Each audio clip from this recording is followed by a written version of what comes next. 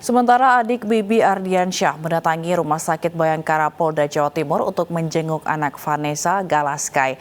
Jika kondisi Galaskai telah sehat, keluarga akan membawanya ke Jakarta.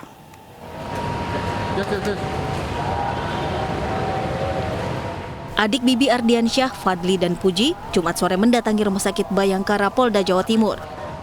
Mereka datang untuk menjenguk anak Vanessa Angel Galaskai. Meski masih terdapat sejumlah luka memar, kini kondisi Galaskai semakin membaik. Diperkirakan dalam waktu 1-2 hari ke depan, Galaskai bisa dibawa pihak keluarga ke Jakarta. Selain adik Bibi, sejumlah kerabat juga datang ke Rumah Sakit Bayangkara untuk menjenguk anak Vanessa Angel. Belum. Tadi udah saya sampaikan, pihak keluarga mempercayakan kepada pihak rumah sakit kami, Rumah Sakit Bayangkara. Kalau memang udah dinyatakan bisa untuk dibawa ke Jakarta, langsung akan dibawa ke Jakarta. Selain Galaskai, asisten Vanessa yang bernama Siska Lorenza, kondisinya juga berangsur membaik. Saat ini Siska dirujuk di Rumah Sakit Bayangkara Polda Jawa Timur untuk mengobati pendengarannya yang terganggu. Dari Surabaya, Jawa Timur, Rahmat Ilyasan, iNews melaporkan. Polisi masih selidiki kecelakaan yang menewaskan artis Vanessa Angel dan suaminya di ruas tol Jombang Mojokerto, Jawa Timur. Polrestabes Jombang juga telah melakukan tes urin kepada sopir yang membawa Vanessa Angel dan suaminya.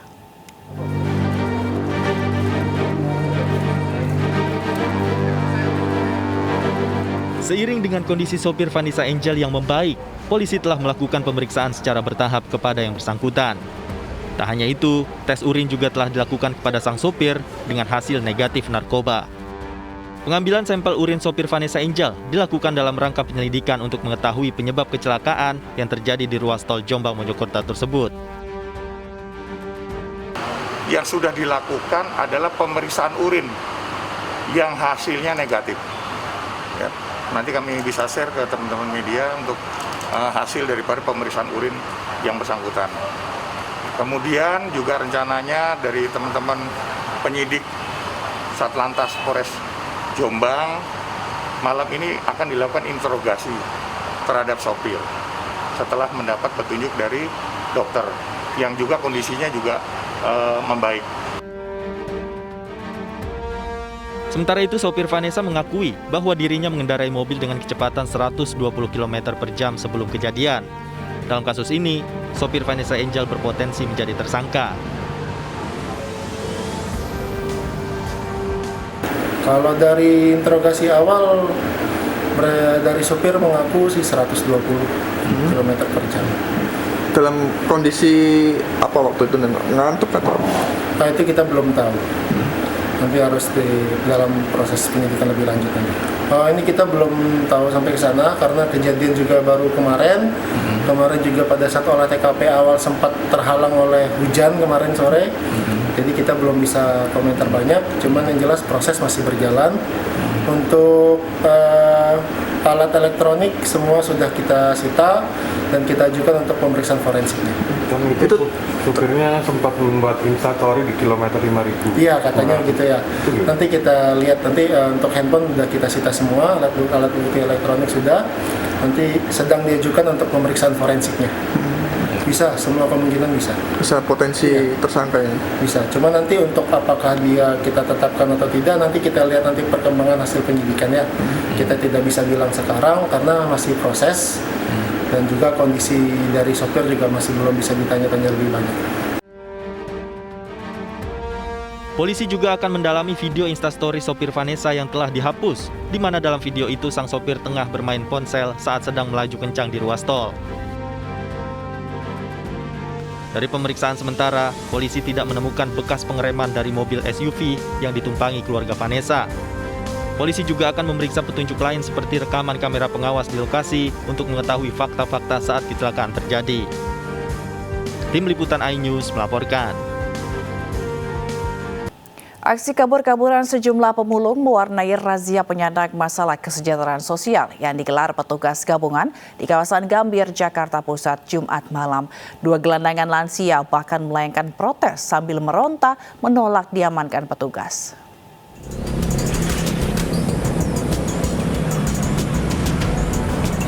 Sambil memikul sebuah karung, pemulung ini langsung berlari kencang saat melihat adanya razia PMKS yang digelar petugas gabungan Satpol PP dan Sudin Sosial di Jalan Kiai Haji Hashim Asy'ari, Gambir, Jakarta Pusat, Jumat malam. Saat pemulung tersebut berhasil melarikan diri, sejumlah pemulung lainnya juga ikut panik dan berusaha kabur. Sementara 2 gelandangan lansia yang terjaring justru melayangkan protes menolak diamankan. Mereka bahkan sempat meronta saat akan digiring petugas ke mobil keranjang. Dari penyisiran di sepanjang ruas Jalan Kiai Haji Hashim Asy'ari, Cideng, Harmoni hingga Gajah Mada, petugas berhasil menjaring belasan PMKS. Seluruh PMKS yang terjaring selanjutnya dibawa ke Panti Sosial Kedoya untuk divaksin dan diberikan pembinaan. Tambah banyak para PMKS, khususnya di wilayah Gambir, Kecamatan Gambir, dengan titik-titik di Jalan daerah Cideng, daerah Hashim-Asy'ari, dan Harmoni, termasuk Gajah Mada. Nah, ini yang kita mau sisir malam ini, dan mereka akan kita bawa untuk dibina oleh di panti sosial. Razia digelar mengingat masih banyaknya orang dengan masalah kesejahteraan sosial seperti gelandangan, pengemis, pemulung, hingga orang dengan gangguan jiwa yang berkeliaran di ibu kota. Dari Jakarta Pusat, Rani Sanjaya, iNews melaporkan. Sementara petugas suku dinas tenaga kerja dan transmigrasi Jakarta Pusat merazia sejumlah perkantoran selama masa PPKM level 1 di Jakarta. Petugas mendapati beberapa di antaranya yang melanggar sehingga karyawan terpaksa dipulangkan.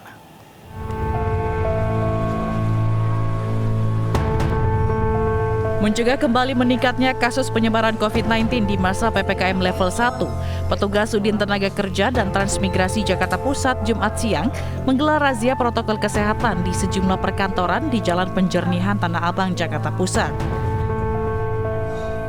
Hasilnya, masih banyak perusahaan yang tidak menerapkan 75% WFO sesuai dengan aturan PPKM level 1, serta jarak antar karyawan yang tidak dibatasi. Petugas pun terpaksa memberikan sanksi teguran serta pemulangan beberapa karyawan. Temuannya yang dimana belum punya peduli lindungi, dan satu ada WFO yang kelebihannya masih, yang tadinya dia masuk 75%, kapasitasnya melebihi dari 75%. Pihak perkantoran sendiri beralasan telah mendaftarkan aplikasi Peduli Lindungi ke instansi terkait, namun hingga kini prosesnya masih berjalan. Person in charge-nya lagi keluar. Udah kurang lebih sebulan yang lalu kita udah mulai mendaftar kok. Sudah itu bisa saya pastikan. Sampai sekarang belum ada, artinya masih proses pendaftaran? Masih proses. Cuma tahap-tahapnya sampai di mana kebetulan orang yang person in charge-nya lagi. Tapi udah.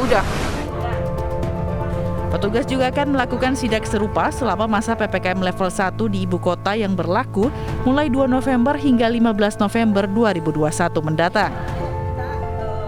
Dari Jakarta, Rani Sanjaya, iNews melaporkan. Untuk meningkatkan imunitas warga terhadap virus corona, tenaga kesehatan Korps Marinir TNI AL rela berkeliling wilayah Sumedang selama 1 minggu.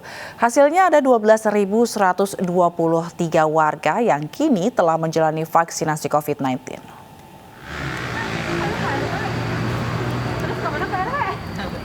Inilah aksi tenaga kesehatan Korps Marinir TNI AL saat mendatangi titik vaksinasi di wilayah pelosok Sumedang, Jawa Barat. Meski lelah dan terkadang harus bekerja hingga larut malam, mereka tetap semangat untuk mendatangi 27 titik vaksinasi yang ada di berbagai wilayah di Sumedang.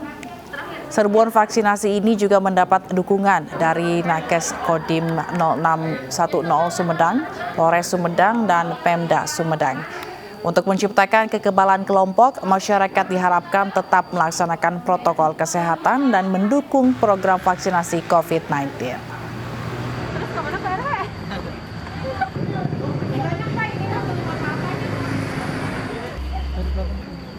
Menteri Pariwisata dan Ekonomi Kreatif Sandiaga Uno meninjau serbuan vaksinasi rakyat Indonesia baru yang digelar relawan kawan Sandi Lombok. Vaksinasi ini diharapkan bisa mengejar target herd immunity menjelang perhelatan World Superbike Mandalika.